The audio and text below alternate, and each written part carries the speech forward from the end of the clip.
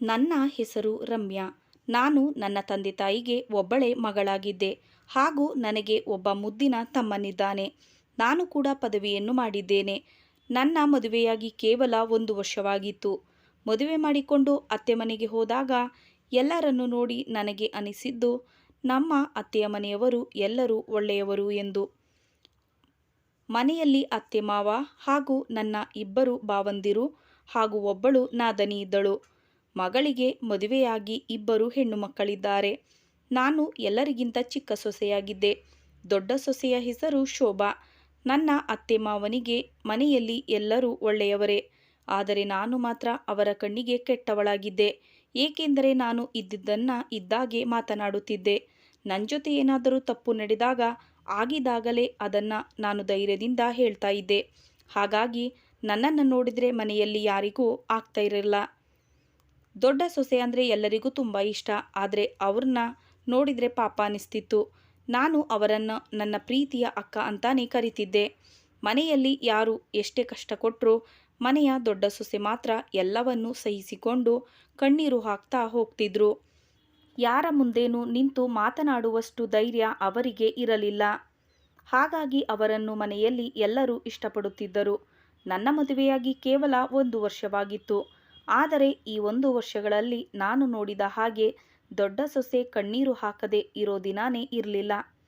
ಅವರು ದಿನಾಲೂ ಏನೋ ಒಂದು ಚಿಂತೆ ಮಾಡುತ್ತಾ ಅಳುತ್ತಿದ್ದರು. ಹೀಗೆ ಒಂದು ದಿನ ನಾನು ತಿಂಡಿ ತಿಂತ ಕೂತಿದ್ದೆ.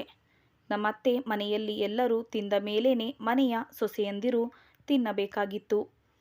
ಅವರ ಮುಂದೆಯಾಗಲಿ ಅವರ ಜೊತೆಯಾಗಲಿ ತಿನ್ನುವಷ್ಟು ಅಧಿಕಾರ ನಮಗೆ ಇರಲಿಲ್ಲ. ತಿಂಡಿ ತಿಂತ ಟೇಬಲ್ ಮೇಲೆ ಕುಳಿತುಕೊಂಡಿದ್ದೆ. ಅಷ್ಟರಲ್ಲಿ ನಮ್ಮತ್ತೆ ಬಂದು, ಏನಮ್ಮ ಇನ್ನೂ ತಿಂಡಿ ತಿಂದಾಗಿಲ್ವಾ? ಏನು ಇಷ್ಟು ಜಾಲಿಯಾಗಿ ಕೂತ್ಕೊಂಡು ತಿಂತಿದೀಯಲ್ಲ? ಮನೆಯಲ್ಲಿ ಎಷ್ಟೊಂದು ಕೆಲಸ ಇದೆ, ಆರಾಮವಾಗಿ ಕೂತ್ಕೊಂಡಿದೀಯಲ್ಲ? ನನಗೂ ಅತ್ತೆಯ ಮಾತನ್ನು ಕೇಳಿ ಸಹಿಸಿಕೊಳ್ಳಲು ಆಗದೆ ಕೋಪ ಬಂತು. ಇದೇನತ್ತೆ, ನೆಮ್ಮದಿಯಾಗಿ ತಿಂಡಿನಾದರೂ ತಿನ್ನುವುದಕ್ಕೆ ಬಿಡಿ. ಹೌದು ಬಿಡಮ್ಮ, ಇದಕ್ಕೇನು ಕಮ್ಮಿ ಇಲ್ಲ. ಬಾಯಿಗೆ ಬಾಯಿ ಕೊಡುವುದು ಚೆನ್ನಾಗಿ ಕಲಿತಿದ್ದೀಯಾ ಎಂದು ಹೇಳಿಕೊಂಡು ರೂಮಿನ ಕಡೆ ಹೋಗುತ್ತಾ ಹಿಂದೆ ತಿರುಗಿ ನನ್ನನ್ನು ಕೋಪದಿಂದ ನೋಡುತ್ತಾ, ಎಲ್ಲಿ ನನ್ನ ಮಗ ಚಂದ್ರು, ಇನ್ನೂ ಎದ್ದಿಲ್ವಾ ಅಂತ ಕೇಳುತ್ತಾರೆ. ಆಗ ನಾನು, ಇಲ್ಲ ಅತ್ತೆ, ಇನ್ನೂ ಎದ್ದಿಲ್ಲ. ಮದುವೆ ಆದಾಗಿನಿಂದ ಸೋಮಾರಿ ಆಗೋಗಿದ್ದಾನೆ. ಇವತ್ತು ಅವರಪ್ಪ ಅಂಗಡಿಗೆ ಬೇಗ ಕಳಿಸು ಅಂತ ಹೇಳಿದ್ದಾರೆ. ಈ ರೀತಿಯಾದರೆ ಅಷ್ಟೇ. ಅದೇನಂತ ನಿನ್ನನ್ನು ನಾವು ಮದುವೆ ಮಾಡ್ಕೊಂಡು ಬಂದ್ವೋ. ನಿನ್ನನ್ನು ಮದುವೆ ಮಾಡಿದಾಗಿನಿಂದ ಮನೆಯಲ್ಲಿ ಯಾವ ಕೆಲಸನೂ ಸರಿಯಾಗಿ ಆಗ್ತಿಲ್ಲ ಎಂದು ಗೊಣಗುತ್ತಾ ರೂಮಿಗೆ ಹೊರಟು ಬಿಟ್ಟರು. ಅವರು ಹೇಳಿದ ಮಾತಿಗೆ ಸರಿಯಾದ ಉತ್ತರ ಕೊಡಬೇಕು ಎಂದು ಕೋಪ ಬಂದಿತು. ಅಷ್ಟರಲ್ಲಿ ಅಕ್ಕ ಕಣ್ಸನ್ನೆಯಿಂದ ಸುಮ್ಮನೆ ಇರು ಎಂದರು. ನಾನು ಅವರ ಸನ್ನೆಯನ್ನು ಅರಿತು ಸುಮ್ಮನಾಗಿ ಬಿಟ್ಟೆ. ಆದರೆ ಅತ್ತೆ ಮಾತ್ರ ಸುಮ್ಮನಿರಲಿಲ್ಲ. ಗೊಣಗುತ್ತಾ ರೂಮಿಗೆ ಹೋದರು. ಅತ್ತೆಯ ಇಂತಹ ವರ್ತನೆಗಳಿಂದ ನನ್ನ ತಲೆ ಕೆಟ್ಟು ಹೋಗಿತ್ತು. ನೋಡು ರಮ್ಯಾ, ಅತ್ತೆ ಮನೆಯಲ್ಲಿ ಇದೆಲ್ಲ ನಡೀತಾನೆ ಇರುತ್ತೆ. ಸೊಸೆಯಾದ ನಾವು ಇದನ್ನೆಲ್ಲ ಅನುಭವಿಸಲೇಬೇಕು. ನಿನ್ನ ಮದುವೆಯಾಗಿ ಕೇವಲ 1 ವರ್ಷವಾಗಿದೆ ಅಷ್ಟೇ. ಇಲ್ಲಿ ಹೇಗಿರಬೇಕು ಅನ್ನೋದು ಇನ್ನೂ ನಿನಗೆ ಗೊತ್ತಿಲ್ಲ. ಹೋಗ್ತಾ ಹೋಗ್ತಾ ಎಲ್ಲ ಗೊತ್ತಾಗುತ್ತೆ. ಅತ್ತೆ ಬೈದರು ಎಂದು ನೀನು ಕೋಪಗೊಳ್ಳಬೇಡ, ಸ್ವಲ್ಪ ಸಮಾಧಾನದಿಂದ ಇರು ಎಂದು ಹೇಳಿ ಅಕ್ಕ ನನ್ನನ್ನು ಸಮಾಧಾನ ಮಾಡುತ್ತಾ, ಸರಿ, ಈಗ ಮಧ್ಯಾಹ್ನ ಆಗ್ತಾ ಬರ್ತಿದೆ, ಅಡಿಗೆ ಏನು ಮಾಡ್ತಾ ಇದೀಯಾ ಹೇಳು ಎಂದು ಕೇಳಿದರು. ಅಷ್ಟರಲ್ಲಿ ಅತ್ತೆ ಬಂದು, ಅದೇನಮ್ಮ ಅವಳತ್ರ ಕೇಳ್ತಾ ಇದೀಯಾ? ಅವಳೇನು ಮನೆಗೆ ದೊಡ್ಡವಳ? ತರಕಾರಿ ಎಲ್ಲ ಹಾಕಿ ಚೆನ್ನಾಗಿ ತರಕಾರಿ ಸಾಂಬಾರನ್ನು ಮಾಡೋದಕ್ಕೆ ಹೇಳು. ಸರಿ ಅತ್ತೆ ಎಂದು ಹೇಳಿ ನಾವಿಬ್ಬರು ಅಡಿಗೆ ಮಾಡಲು ಅಡಿಗೆ ಮನೆಗೆ ಹೋದ್ವಿ. ಅಷ್ಟರಲ್ಲಿ ನನ್ನ ತಮ್ಮ ನನಗೆ ಫೋನ್ ಮಾಡಿದ. ನಾನು, ಅಪ್ಪ, ಇಲ್ಲಿ ನಿಮ್ಮ ಅತ್ತೆಯ ಮನೆಯ ಹತ್ತಿರ ಸ್ವಲ್ಪ ಕೆಲಸ ಇತ್ತು ಅಂತ ಬಂದಿದ್ದೀವಿ. ಹಾಗೆ ಬಂದು ನಿನ್ನನ್ನು ನೋಡಿಕೊಂಡು ಮಾತನಾಡಿಸಿಕೊಂಡು ಹೋಗೋಣ ಅಂದುಕೊಂಡಿದ್ದೀವಿ ಅಕ್ಕ ಎಂದು ಹೇಳಿದ. ಇದರಲ್ಲಿ ಕೇಳೋದು ಏನಿದೆ? ಅಡಿಗೆ ಮಾಡ್ತಾ ಇದ್ದೀನಿ, ಊಟಕ್ಕೆ ಬಂದು ಬಿಡಿ. ಅಪ್ಪ ಕೂಡ ಮೊದಲನೇ ಸಲ ನಮ್ಮನೆಗೆ ಬರುತ್ತಿರುವುದು. ನಾನು ಕಾಯ್ತಾ ಇರ್ತೀನಿ, ಬೇಗ ಬಾ ಎಂದು ಹೇಳಿ ಫೋನ್ ಇಟ್ಟೆ. ಒಂದು ಕಡೆ ಮದುವೆಯಾಗಿ ಇಷ್ಟು ದಿನವಾದ ನಂತರ ಇದೇ ಮೊದಲ ಬಾರಿಗೆ ತಂದೆ ಬರುತ್ತಿರುವ ಸಂತೋಷ ಒಂದು ಕಡೆಯಾದರೆ, ಮತ್ತೊಂದು ಕಡೆ ಅತ್ತೆ ಇನ್ನೆಲ್ಲಿ ಜಗಳ ಶುರು ಮಾಡ್ತಾರೋ ಅನ್ನೋ ಭಯ. ನಾನು ಅತ್ತೆಯ ಹತ್ತಿರ ಹೋಗಿ ತಮ್ಮ ಹಾಗೂ ಅಪ್ಪ ಬರ್ತಾ ಇರೋ ವಿಷಯ ಹೇಳಿದೆ. ಆದರೆ ಅವರು ಮಾತ್ರ ಏನೂ ಕೇಳಿಸಲೇ ಇಲ್ಲ ಅನ್ನೋ ರೀತಿ ಇದ್ದರು. ನಾನು ಏನು ಮಾತನಾಡದೆ ಅಲ್ಲಿಂದ ಅಡಿಗೆ ಮನೆಗೆ ಬಂದು ಅಪ್ಪಂಗೆ ಇಷ್ಟ ಆಗೋ ಸಿಹಿ ತಿಂಡಿ ಜೊತೆಗೆ ಅಡಿಗೆ ಕೂಡ ಮಾಡಿದೆ. ಅಷ್ಟರಲ್ಲಿ ಶೋಭಕ್ಕ ಬಂದು ನಾನು ಮಾಡಿರೋ ಅಡಿಗೆಗಳನ್ನೆಲ್ಲ ನೋಡಿ ಇಷ್ಟು ಬೇಗ ಇಷ್ಟೆಲ್ಲ ಮಾಡಿದ್ಯಾ ರಮ್ಯಾ ಎಂದು ಕೇಳಿದ್ರು. ಹೌದು ಅಕ್ಕ, ಅದು ಅತ್ತೇನ ಕೇಳದೆ ಅತ್ತೆ ಏನಾದರೂ ಹೇಳಿದ್ರೆ ಏನು ಮಾಡ್ತೀಯಾ? ಅಕ್ಕ, ಇದೇನು ಹೀಗಂತ ಹೇಳ್ತಿದ್ದೀರಾ ನೀವು? ಮೊದಲನೇ ಸಲ ಅಪ್ಪ ನಮ್ಮನೆಗೆ ಬರುತ್ತಿರುವುದು. ಏನಾದರೂ ಸ್ಪೆಷಲ್ ಮಾಡದೇ ಇದ್ದರೆ ಹೇಗೆ ಹೇಳಿ? ಅಪ್ಪ ಏನು ತಿಳ್ಕೊಳ್ಳೋದಿಲ್ಲ? ಅದು ಹಾಗಲ್ಲ ರಮ್ಯಾ. ಇಷ್ಟು ವರ್ಷಗಳಿಂದ ಈ ಮನೆಯಲ್ಲಿ ಅತ್ತೆ ಹೇಳಿದ್ದೇ ನಡೀತಾ ಬರುತ್ತಿರುವುದು. ಅದರಲ್ಲೂ ಏನೇ ಕೆಲಸ ಮಾಡಿದರೂ ಅತ್ತೆನ ಕೇಳಿ ಮಾಡಬೇಕು. ಇಲ್ದಿದ್ರೆ ಅವರಿಗೆ ತುಂಬ ಕೋಪ ಬರುತ್ತೆ. ಅದರಲ್ಲೂ ಮನೆಗೆ ಯಾರಾದರೂ ನೆಂಟರು ಬರುತ್ತಿದ್ದಾರೆ ಅಂದರೆ ಅವರನ್ನು ಕೇಳದೆ ಅವರ ಅನುಮತಿಯನ್ನು ಪಡೆಯದೆ ಏನಾದರೂ ಅಡಿಗೆಯನ್ನು ಮಾಡಿದರೆ ಅವರ ಕೋಪ ಇನ್ನೂ ಹೆಚ್ಚಾಗುತ್ತೆ. ಸರಿ ಬಿಡು ಎಂದರು. ಅಕ್ಕ, ಅವರು ದಿನಾಲೂ ನಮಗೆ ಬೈಯೋದು ರೂಢಿಯಾಗಿದೆ. ಇವತ್ತು ಸ್ವಲ್ಪ ಜಾಸ್ತಿ ಬೈಯಲಿ ಬಿಡಿ ಎಂದೆ. ಅಷ್ಟರಲ್ಲಿ ಅತ್ತೆ ಅಡಿಗೆ ಮನೆಗೆ ಬಂದು ಮಾಡಿರುವ ಅಡಿಗೆಗಳನ್ನೆಲ್ಲ ನೋಡಿ ಅತ್ತೆ ಮಾವನಿಗೆ ಇಷ್ಟೆಲ್ಲ ಮಾಡಬೇಕೆಂದರೆ ಕೈಕಾಲು ನೋವು ಬಂದು ಬಿಡುತ್ತೆ. ಏನಾದರೂ ಕೆಲಸ ಮಾಡೋ ಮುಂಚೆ ದೊಡ್ಡವರನ್ನ ಕೇಳಬೇಕು ಅನ್ನೋ ಪರಿಜ್ಞಾನ ಇರೋಲ್ಲ ಈಗಿನ ಕಾಲದ ಹುಡುಗಿಯರಿಗೆ ಎಂದು ಹೇಳುತ್ತಾ ಹೊರಗಡೆ ಹೋಗುತ್ತಾರೆ. ಅತ್ತೆ ಮಾವನಿಗೆ ಫೋನ್ ಮಾಡಿ ನಮ್ಮಪ್ಪ ಹಾಗೂ ತಮ್ಮ ಬರ್ತಾ ಇರೋ ವಿಷಯನ ತಿಳಿಸಿದರು. ನನ್ನ ಗಂಡ ಕೂಡ ರೂಮಿಂದ ಎದ್ದು ಹೊರಗಡೆ ಬರುತ್ತಾರೆ. ರೀ, ಇದೇನು ಇಷ್ಟೊತ್ತಿಗೆ ಎದ್ದೇಳೋದು? ನಿಮ್ಮಿಂದಾಗಿ ಅತ್ತೆ ಹತ್ತಿರ ನಾನು ಬೈಸ್ಕೋಬೇಕು. ಇವತ್ತು ನಿಮ್ಮ ತಂದೆ ಅಂಗಡಿಗೆ ಬೇಗ ಹೋಗೋದಕ್ಕೆ ಹೇಳಿದ್ರಂತೆ. ಬೇಗ ಎದ್ದೇಳೋಕ್ಕಾಗಲ್ವ ನೀವು? ಸರಿ, ನನಗೆ ಗೊತ್ತು ಯಾವಾಗ ಹೋಗಬೇಕು ಅನ್ನೋದು. ಒಂದು ಕಪ್ ಕಾಫಿ ತಗೊಂಡು ಬಾ ಎಂದು ಹೇಳುತ್ತಾರೆ. ಅಷ್ಟರಲ್ಲಿ ನಮ್ಮ ತಂದೆ ಕೂಡ ಬರುತ್ತಾರೆ. ಮಧ್ಯಾಹ್ನ ಊಟದ ಸಮಯವಾಗಿತ್ತು. ಹಾಗಾಗಿ ಎಲ್ಲರೂ ಒಟ್ಟಿಗೆ ಕುಳಿತುಕೊಂಡು ಊಟ ಮಾಡುತ್ತಾರೆ. ಊಟ ತಿಂದ ಮೇಲೆ ಹೀಗೆ ಮಾತಲ್ಲೇ ನಮ್ಮ ತಂದೆ, ಬೀಗರೆ, ನಮ್ಮ ಮಗಳು ಮನೇಲಿ ಹೇಗಿದ್ದಾಳೆ? ನಿಮಗೆಲ್ಲ ಹೊಂದಿಕೊಂಡು ಹೋಗ್ತಾ ಇದ್ದಾಳಾ? ಅವಳಿಂದ ಮನೆಗೆ ಏನೂ ತೊಂದರೆ ಆಗ್ತಿಲ್ವಲ್ಲ ಎಂದು ಕೇಳುತ್ತಾರೆ. ಆಗ ಅತ್ತೆ, ಅವಳ ಬಗ್ಗೆ ಹೇಳಬೇಕೆಂದರೆ ತುಂಬಾ ಇದೆ. ಮೊದಲು ನೀವು ಬಂದ ವಿಷಯ ಹೇಳಿ. ಅದು ಬೀಗರೆ, ಇಲ್ಲೇ ಪಕ್ಕದಲ್ಲಿ ಸ್ವಲ್ಪ ಕೆಲಸ ಇತ್ತು. ಹಾಗೆ ಮಗಳ ಮನೆ ಇಲ್ಲಿ ಇರೋದ್ರಿಂದ ನಿಮ್ಮನ್ನ ಹಾಗೂ ಮಗಳನ್ನು ಮಾತನಾಡಿಸಿಕೊಂಡು ಹೋಗೋಣ ಅಂತ ಬಂದ್ವಿ ಎಂದು ಹೇಳುತ್ತಾರೆ. ನೀವು ಮನೆಗೆ ಬರ್ತಾ ಇರೋ ವಿಷಯನ ನಮಗೂ ಫೋನ್ ಮಾಡಿ ಹೇಳಬಹುದಾಗಿತ್ತಲ್ಲ? ಅದು ನಾನು ಅಳಿಯಂದಿರಿಗೆ ಫೋನ್ ಮಾಡಿದ್ದೆ. ನನ್ನ ಮಗಳಿಗೂ ನಾನು ಬರ್ತಾ ಇರೋ ವಿಷಯನ ತಿಳಿಸಿದೆ. ಯಾಕೆ ನನ್ನ ಮಗಳು ನಿಮ್ಮ ಹತ್ರ ಹೇಳಲಿಲ್ವ ಎಂದು ಕೇಳ್ತಾರೆ. ನಿಮಗೆ ನಿಮ್ಮನೇಲಿ ಮಗಳು ಅಳಿಯನೇ ದೊಡ್ಡವರು ಅನಿಸುತ್ತೆ. ನಾವಿರೋದು ಕಣ್ಣಿಗೆ ಕಾಣಿಸಿಲ್ವೇನೋ? ಸರಿ ಬಿಡಿ, ನೀವೇ ಹೀಗಾದರೆ ನಿಮ್ಮ ಮಗಳು ಇನ್ನು ಹೇಗಿರ್ತಾಳೆ ಹೇಳಿ?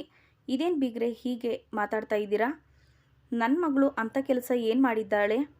ಓಹೋ, ನಿಮಗೆ ಅರ್ಥ ಆಗ್ತಿಲ್ವೇನೋ? ಸರಿ, ಹಾಗಾದರೆ ನೇರವಾಗಿ ವಿಷಯಕ್ಕೆ ಬರ್ತೀನಿ ಕೇಳಿ. ಈ ಮನೆಯಲ್ಲಿ ನಿಮ್ಮ ಮಗಳು ಎಲ್ಲರಿಗಿಂತ ಚಿಕ್ಕವಳಾದರೂ ಮನೆಯಲ್ಲಿ ಅವಳೇ ದೊಡ್ಡವಳು ಅನ್ನೋ ಹಾಗೆ ಆಡುತ್ತಾಳೆ. ಅವಳ ಅತ್ತೆ ಏನಾದರೂ ಹೇಳಿದರೆ ಮಾತಿಗೆ ಮಾತು ಕೊಡ್ತಾಳೆ. ದೊಡ್ಡವರು ಅನ್ನೋ ಮರ್ಯಾದೆನೇ ಕೊಡಲ್ಲ. ಅಡಿಗೆ ಮನೆಯಲ್ಲಿ ನಿಂತು ಹಾಲ್ನಲ್ಲಿ ನಡೆಯುತ್ತಿದ್ದ ಮಾತುಗಳನ್ನು ಕೇಳಿಸಿಕೊಳ್ಳುತ್ತಿದ್ದ ನನಗೆ ಅತ್ತೆ ಮಾತ್ರ ನನ್ನ ಬಗ್ಗೆ ಈ ರೀತಿ ತಪ್ಪು ಕಲ್ಪನೆ ಮಾಡಿಕೊಂಡಿದ್ದಾರೆ ಎಂದು ತಿಳಿದುಕೊಂಡಿದ್ದೆ. ಆದರೆ ನಮ್ಮ ಮಾವ ಮಾತನಾಡಿದ್ದನ್ನು ನೋಡಿ ನಾನು ಕೂಡ ಶಾಕ್ ಆದೆ. ಕೋಪದಿಂದ ಹಾಲ್ಗೆ ಬಂದು ಮಾತಾಡಲೇಬೇಕು ಅಂದ್ಕೊಂಡೆ. ಆದರೆ ನಮ್ಮಕ್ಕ ನನ್ನ ಕೈ ಹಿಡ್ಕೊಂಡ್ರು. ಬೇಡ, ಹೋಗಬೇಡ, ದೊಡ್ಡವರು ಮಾತಾಡ್ತಾ ಇದ್ದಾರೆ, ಸುಮ್ಮನೆ ಇರು ಅಂತ ಹೇಳಿದ್ರು. ನಾನು ಕೂಡ ಅವರ ಮಾತು ಕೇಳಿ ಸುಮ್ಮನೆ ನಿಂತುಬಿಟ್ಟೆ. ಮಾವ ಮಾತನಾಡಲು ಶುರು ಮಾಡಿದರು.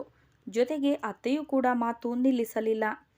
ನನ್ನ ದೊಡ್ಡ ಸೊಸೆ ನೋಡಿ ಒಂದು ದಿನಾನೂ ನಮ್ಮ ಮುಂದೆ ನಿಂತು ಮಾತನಾಡಿದವಳಲ್ಲ ಅವಳು. ಚಿನ್ನದಂಥ ಹುಡುಗಿ. ಅವಳೇನು ಓದಿಲ್ಲ ಅಂದುಕೊಂಡಿದ್ದೀರಾ? ಅವಳು ಕೂಡ ಡಿಗ್ರಿ ಮಾಡಿದ್ದಾಳೆ.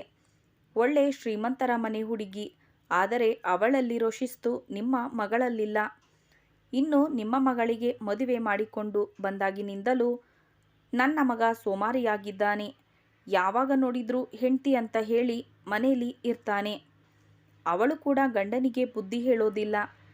ಇದೇನಾ ನೀವು ಕಲಿಸಿರೋದು ನೀವು ನಿಮ್ಮ ಮಗಳಿಗೆ ಎಂದು ಹೇಳ್ತಾರೆ. ಮದುವೆಗೆ ಮುಂಚೆ ನಿಮ್ಮ ಮಗಳ ಬಗ್ಗೆ ಎಷ್ಟೆಲ್ಲ ಹೇಳಿದ್ರಿ. ನನ್ನ ಮಗಳು ಹಾಗೆ, ನನ್ನ ಮಗಳು ಹೀಗೆ ಅಂತ ಹೇಳಿದ್ರಲ್ಲ. ಮದುವೆ ಮಾಡಿಕೊಂಡು ಬಂದ ಮೇಲೇನೆ ಗೊತ್ತಾಗಿದ್ದು ನಿಮ್ಮ ಮಗಳು ಎಂಥವಳು ಅಂತ ಎಂದು ಅತ್ತೆ ಹಾಗೂ ಮಾವ ಒಂದೇ ಸಮನೆ ನನ್ನ ತಂದೆಯನ್ನು ಅವಮಾನ ಮಾಡುತ್ತಿದ್ದರು. ಇದನ್ನೆಲ್ಲ ನೋಡಿ ದುಃಖದಿಂದ ಕಣ್ಣೀರು ಬಂತು. ನಾನು ಕೂಡ ಅಳುತ್ತಾ ಅಲ್ಲಿಯೇ ನಿಂತು ಬಿಟ್ಟೆ. ಅತ್ತೆ ಮಾವ ಮಾತನ್ನು ಕೇಳಿ ನನ್ನ ತಂದೆ ಏನು ಮಾತನಾಡದೆ ಸುಮ್ಮನೆ ಕುಳಿತಿದ್ದರು. ಇನ್ನು ನಾವು ಹೇಳಬೇಕಾಗಿರುವುದನ್ನೆಲ್ಲ ಹೇಳಿದ್ದೀವಿ. ಇನ್ನು ನೀವುಂಟು ನಿಮ್ಮ ಮಗಳುಂಟು ಎಂದು ನನ್ನ ಮಾವ ಅಪ್ಪನಿಗೆ ಹೇಳುತ್ತಾರೆ. ಅದಕ್ಕೆ ನನ್ನ ತಂದೆ, ನೋಡಿ ಬೀಗ್ರೆ, ನನ್ನ ಮಗಳು ಅಂಥವಳಲ್ಲ, ಏನೋ ಚಿಕ್ಕ ಹುಡುಗಿ, ಗೊತ್ತಿಲ್ಲದನೆ ನಡೆದು ಹೋಗಿದೆ. ಇನ್ನು ಮೇಲೆ ಆ ರೀತಿ ಆಗದೆ ಇರೋ ಹಾಗೆ ನಾನು ಅವಳಿಗೆ ಬುದ್ಧಿಯನ್ನು ಹೇಳ್ತೀನಿ ಎಂದು ಹೇಳಿ ನನ್ನನ್ನು ಅವರು ಕರೆದರು. ರಮ್ಯಾ, ಬಾಮ್ಮ ಇಲ್ಲಿ ಎಂದು ನನ್ನ ತಂದೆ ಕರೆದುದನ್ನು ನೋಡಿ ನಾನು ಕೂಡ ಅಡಿಗೆ ಮನೆಯಿಂದ ಹೊರಗೆ ಬಂದೆ. ರಮ್ಯಾ, ಏನು ಹೇಳ್ತಿದ್ದಾರೆ ನಿಮ್ಮತ್ತೆ ಮಾವ? ನಾನು ಮತ್ತೆ ನಿನ್ನ ತಾಯಿ ಇದನ್ನೇ ನಿನಗೆ ಕಲಿಸಿರುವುದಾ? ದೊಡ್ಡವರ ಹತ್ತಿರ ತಿರುಗಿ ಮಾತನಾಡುವುದನ್ನು? ನೋಡು ರಮ್ಯಾ, ನೀನಿನ್ನೂ ಚಿಕ್ಕವಳು, ಹೋಗ್ತಾ ಹೋಗ್ತಾ ಎಲ್ಲ ಕಲಿತುಕೊಳ್ಳುತ್ತೀಯ ಅನ್ನೋ ಭರವಸೆ ನನಗಿದೆ. ಈಗ ನೀನು ಮಾಡಿರೋ ತಪ್ಪಿಗೆ ನಿನ್ನ ಅತ್ತೆ ಮಾವನ ಹತ್ತಿರ ಕ್ಷಮೆಯನ್ನು ಕೇಳು ಎಂದು ನನ್ನಪ್ಪ ಹೇಳುತ್ತಾರೆ. ಅಪ್ಪ, ಮೊದಲು ನನ್ನ ಮಾತನ್ನು ಕೇಳಿ. ತಪ್ಪು ಯಾರದು ಅನ್ನೋದನ್ನು ನೀವೇ ನಿರ್ಧಾರ ಮಾಡಿ ಎಂದು ನಾನು ಹೇಳ್ತೀನಿ. ನಾನು ಯಾವುದೇ ರೀತಿಯ ತಪ್ಪನ್ನು ಮಾಡಿಲ್ಲ. ಮತ್ತ್ಯಾಕೆ ನಾನು ಅವರ ಹತ್ತಿರ ಕ್ಷಮೆಯನ್ನು ಕೇಳಲಿ? ಅಷ್ಟರಲ್ಲಿ ನನ್ನ ತಮ್ಮ ಕೂಡ, ಹೌದಪ್ಪ, ತಪ್ಪು ಒಂದು ಕಡೆಯಿಂದ ಆಗೋಲ್ಲ, ಅಕ್ಕ ಹೇಳುವುದನ್ನು ಒಂದ್ಸಲ ಕೇಳೋಣ ಎಂದಾಗ ನನ್ನ ತಂದೆ ಸರಿ ಹೇಳು ಎಂದರು. ಅಪ್ಪ, ನೀವು ಈ ಮನೆಗೆ ನನ್ನನ್ನು ಮದುವೆ ಮಾಡಿಕೊಟ್ಟಾಗ ಇವನ್ನೆಲ್ಲ ನೋಡಿ ನಾನು ಕೂಡ ಸಂತೋಷಪಟ್ಟೆ. ತುಂಬ ಒಳ್ಳೆಯ ಜನ ಅಂದ್ಕೊಂಡಿದ್ದೆ. ಆದರೆ ಮದುವೆಯಾದ 1 ವರ್ಷದಲ್ಲಿ ಅತ್ತೆಯ ಬುದ್ಧಿ ತೋರಿಸಿಬಿಟ್ರು. ಅವತ್ತು ಮಾವನಿಗೆ ಹಾಗೂ ಅಣ್ಣನಿಗೆ ಟೀ ಮಾಡಿಕೊಂಡು ಬಂದು ಅವರಿಬ್ಬರಿಗೂ ಕೊಟ್ಟು ನಾನು ಕೂಡ ಟೀ ಕುಡಿಯುತ್ತಾ ಸೋಫಾದ ಮೇಲೆ ಕುಳಿತುಬಿಟ್ಟೆ. ಇದರಲ್ಲಿ ನಾನು ಮಾಡಿದ ತಪ್ಪಾದರೂ ಏನು? ಅಷ್ಟರಲ್ಲಿ ಅತ್ತೆ ಬಂದು, ನೀನು ದೊಡ್ಡವರ ಮುಂದೆ ಕುಂತು ಟೀ ಕುಡಿತಾ ಇದೀಯಾ? ಇದೇ ನಿನ್ನ ತಂದೆ ತಾಯಿ ಹೇಳಿಕೊಟ್ಟಿರುವುದು ಎಂದು ಒಳಗೆ ಹೋಗು ಅಂತ ಹೇಳಿದ್ರು. ಆಗಲೂ ಸಹ ನಾನೇನು ಮಾತನಾಡದೆ ಸುಮ್ಮನೆ ಎದ್ದು ತನ್ನ ಪಾಡಿಗೆ ನನ್ನ ರೂಮಿಗೆ ಬಂದ್ಬಿಟ್ಟೆ. ಇನ್ನು ನನ್ನ ಮದುವೆ ಆದಾಗಿನಿಂದಲೂ ಅವರ ಮಗ ಮನೆಯಲ್ಲೇ ಇರುತ್ತಾರೆ ಅಂತ ಹೇಳಿದರು. ಇವರ ಮಗ ಏನು ಕೆಲಸ ಮಾಡ್ತಿದ್ದಾನೆ ಅಂತ ಮೊದಲು ಕೇಳಿ. ಇವರ ತಂದೆ ಜೊತೆ ಹೆಲ್ಪರ್ ರೀತಿ ಕೆಲಸ ಮಾಡುತ್ತಿದ್ದಾರೆ ಅಷ್ಟೇ. ಅವರ ಮಗ ದೊಡ್ಡ ಕೆಲಸದಲ್ಲಿದ್ದಾನೆ ಅಂತ ನಮಗೆ ಸುಳ್ಳು ಹೇಳಿ ಮದುವೆ ಮಾಡಿಕೊಂಡಿದ್ದಾರೆ. ಯಾವಾಗ ನೋಡಿದ್ರೂ ಮನೆಯಲ್ಲಿ ಇರ್ತಾರೆ. ಇಷ್ಟ ಬಂದಾಗ ಹೋಗ್ತಾರೆ, ಇಲ್ಲದಿದ್ದರೆ ಮನೆಯಲ್ಲೇ ಮಲಗಿರುತ್ತಾರೆ. ಆ ತಪ್ಪನ್ನು ನನ್ನ ಮೇಲೆ ಹಾಕಿದ್ದಾರೆ. ಇನ್ನು ದೊಡ್ಡ ಸೊಸೆ ವಿಷಯ ಬಂದರೆ, ಈ ಮನೆಯಲ್ಲಿ ನಾವೇನಾದರೂ ಮಾತನಾಡುವುದಕ್ಕೆ ಹೋದರೆ ಮೊದಲು ಜಗಳ ಮಾಡುತ್ತಾರೆ. ಜೋರಾಗಿ ಮಾತನಾಡಿ ನಮ್ಮ ಬಾಯಿಯನ್ನು ಮುಚ್ಚಿಸುತ್ತಾರೆ. ನನ್ನ ಜೊತೆ ಹೇಗೆಲ್ಲ ಮಾತನಾಡ್ತಿದ್ದಾರೋ ಅವರ ಜೊತೆ ಕೂಡ ಎಷ್ಟು ವರ್ಷಗಳಿಂದ ಇದೇ ರೀತಿ ಕಾಟ ಕೊಡುತ್ತಿದ್ದಾರೆ. ಮಾತಾಡಿದರೆ ಸಾಕು, ನಿಮ್ಮ ತಂದೆ ತಾಯಿ ಇದೇನಾ ಹೇಳಿಕೊಟ್ಟಿರೋದು ಅಂತ ಹೇಳುತ್ತಾರೆ. ನೋಡಿ, ನಿಮ್ಮ ಕಣ್ಣು ಮುಂದೆನೇ ನಿಮ್ಮ ಮಗಳು ಎಷ್ಟೆಲ್ಲ ಮಾತನಾಡ್ತಿದ್ದಾಳೆ ಎಂದು ನನ್ನತ್ತೆ ಹೇಳ್ತಾರೆ. ಅತ್ತೆ, ನಾನು ಸರಿಯಾಗಿ ಮಾತಾಡ್ತಾ ಇದ್ದೀನಿ. ಯಾಕೆ? ನೀವು ಏನು ಮಾಡಿದ್ರು ಅದು ಸರಿ, ನಾವು ಮಾಡಿದರೆ ಮಾತ್ರ ತಪ್ಪು ಅಲ್ವಾ? ಮಾತಾಡಿ ಅತ್ತೆ. ಅಪ್ಪ ಈ ಮನೆಯಲ್ಲಿ ನಿಜಾನ ಮತ್ತು ಸುಳ್ಳನ್ನು ಅರಿಯಬೇಕು. ನನಗೆ ಮನೆಯಲ್ಲಿ ಮಾತನಾಡುವ ಹಕ್ಕು ಇಲ್ಲ ಅಂದ ಮೇಲೆ ನಾನು ಏನಕ್ಕೆ ಇರಬೇಕು ಈ ಮನೆಯಲ್ಲಿ? ಇನ್ನು ಮುಂದೆ ನಾನಿಲ್ಲಿ ಇರುವುದಿಲ್ಲ. ನಾನು ಈಗಲೇ ಬಟ್ಟೆಯನ್ನು ಪ್ಯಾಕ್ ಮಾಡಿಕೊಂಡು ಬರ್ತೀನಿ. ಇವರ ಮಗನಿಗಂತೂ ಜವಾಬ್ದಾರಿ ಅನ್ನೋದೇ ಇಲ್ಲ. ಹೆಂಡತಿ ಇಲ್ಲದೆ ಇದ್ದರೆ ಜೀವನ ಹೇಗೆ ಎನ್ನುವುದು ಅವರಿಗೂ ಕೂಡ ಗೊತ್ತಾಗಲಿ ಎಂದು ನಾನು ಹೇಳಿದೆ. ನೋಡಮ್ಮ ರಮ್ಯಾ, ಮನೆ ಅಂದಮೇಲೆ ಒಂದು ಮಾತು ಬರುತ್ತೆ, ಒಂದು ಮಾತು ಹೋಗುತ್ತೆ. ಅಷ್ಟಕ್ಕೆಲ್ಲ ಮನೆ ಬಿಟ್ಟು ಹೋಗುವ ಕೆಲಸನ ಮಾಡಬೇಡಮ್ಮ. ಇದು ನಮ್ಮನೆ, ಮಾನ ಮರ್ಯಾದೆ ಪ್ರಶ್ನೆ. ಇಷ್ಟು ಚಿಕ್ಕ ಪುಟ್ಟ ತಪ್ಪುಗಳಿಗೆಲ್ಲ ಮನೆ ಬಿಟ್ಟು ಯಾರಾದರೂ ಹೋಗ್ತಾರಾ? ಇನ್ಮೇಲೆ ಈ ರೀತಿ ಆಗದೆ ಇರೋ ಹಾಗೆ ನೋಡ್ಕೋತೀವಿ. ಈಗ ಪ್ಯಾಕ್ ಮಾಡಿರೋ ಬಟ್ಟೆಯನ್ನೆಲ್ಲ ಒಳಗಡೆ ಇಡು ಹೋಗು ಎಂದು ನಮ್ಮ ಮಾವ ಹೇಳ್ತಾರೆ. ಬೀಗ್ರೆ, ನೀವೇನಾದರೂ ಹೇಳಿ ನಿಮ್ಮ ಮಗಳಿಗೆ ಎಂದು ನನ್ನ ಅತ್ತೆ ಹೇಳುತ್ತಾರೆ. ನೋಡಮ್ಮ ರಮ್ಯಾ, ಅವರು ಮಾಡಿರೋ ತಪ್ಪನ್ನು ಒಪ್ಪಿಕೊಂಡಿದ್ದಾರೆ. ಎಷ್ಟೇ ಆದರೂ ಮನೆಗೆ ದೊಡ್ಡವರು. ಅವರನ್ನು ಕ್ಷಮಿಸುವಷ್ಟು ದೊಡ್ಡವಳು ನೀನಲ್ಲ. ಅವರಿಗೆ ಅವರ ತಪ್ಪಿನ ಅರಿವು ಆಗಿದೆ. ಇನ್ನು ನೀನು ಬಟ್ಟೆ ತಗೊಂಡು ಒಳಗಡೆ ಹೋಗು. ನಾನು ಇವಾಗ ಮನೆಗೆ ಹೋಗ್ತೀನಿ ಎಂದು ಅಪ್ಪ ಹೇಳ್ತಾರೆ. ನೋಡಿ ಬೀಗ್ರೆ, ಚಿಕ್ಕವರು ತಪ್ಪು ಮಾಡಿದಾಗ ದೊಡ್ಡವರಾದ ನಮಗೆ ಕ್ಷಮಿಸುವ ಮನಸ್ಸಿರಬೇಕು. ಅದನ್ನು ಬಿಟ್ಟು ವಿಷಯ ದೊಡ್ಡದು ಮಾಡುವುದರಲ್ಲಿ ಸಂಸಾರಗಳು ಒಡೆದು ಹೋಗುತ್ತೆ. ನಾನು ಇನ್ನು ಬರ್ತೀನಿ ಎಂದು ಹೇಳಿ ರಮ್ಯಾ ತಂದೆ ಕೂಡ ಹೋಗುತ್ತಾರೆ. ರಮ್ಯಾ ಕೂಡ ಕಣ್ಣನ್ನು ಒರೆಸುತ್ತಾ ರೂಮಿಗೆ ಹೋಗುತ್ತಾಳೆ. ನಂತರ ಅವರ ಅತ್ತೆ ಹಾಗೂ ಮಾವ, ರಮ್ಯಾ, ನಾವು ಇಲ್ಲಿಯವರೆಗೂ ಮಾಡಿದ್ದ ತಪ್ಪು ನಮಗೆ ಅರಿವಾಗಿದೆ. ನನ್ನನ್ನು ಕ್ಷಮಿಸಮ್ಮ. ಇನ್ನು ನಿನ್ನನ್ನು ಮತ್ತು ನಿನ್ನ ಅಕ್ಕನನ್ನು ನಮ್ಮ ಮಗಳ ಹಾಗೆ ನೋಡಿಕೊಳ್ಳುತ್ತೇವೆ ಎಂದು ಹೇಳುತ್ತಾರೆ. ಈ ಮಾತನ್ನು ಕೇಳಿ ನಾನು ಮತ್ತು ನನ್ನ ಅಕ್ಕ ತುಂಬ ಸಂತೋಷದಿಂದ ಒಬ್ಬರನ್ನೊಬ್ಬರು ನೋಡಿಕೊಳ್ಳುತ್ತಾ ನಿಲ್ಲುತ್ತೇವೆ. ಸ್ನೇಹಿತರೆ, ಈ ಕತೆ ನಿಮಗೆ ಇಷ್ಟ ಆಗಿದ್ದಲ್ಲಿ ಪ್ಲೀಸ್ ಲೈಕ್ ಮಾಡಿ ಹಾಗೂ ಚಾನಲನ್ನು ಸಬ್ಸ್ಕ್ರೈಬ್ ಮಾಡಿಕೊಳ್ಳಿ. ಮತ್ತೆ ಮುಂದಿನ ಕಥೆಯೊಂದಿಗೆ ಭೇಟಿಯಾಗೋಣ. ಕಥೆಯನ್ನು ವೀಕ್ಷಿಸಿದ್ದಕ್ಕಾಗಿ ಧನ್ಯವಾದಗಳು.